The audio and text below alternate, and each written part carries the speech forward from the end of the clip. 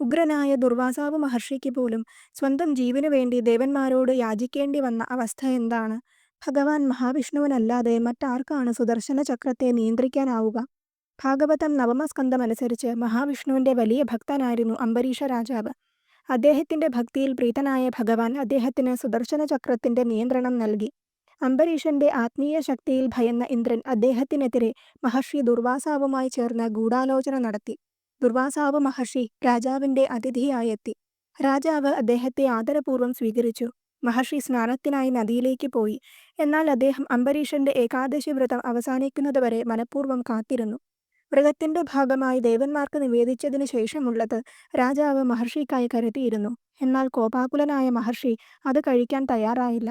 ഒപ്പം അംബരീഷനോടുള്ള കോപം കാരണം അദ്ദേഹത്തെ നശിപ്പിക്കാൻ കൃത്യൻ എന്ന അസുരനെ തന്റെ ശരീരത്തിൽ നിന്നും ഉണ്ടാക്കി.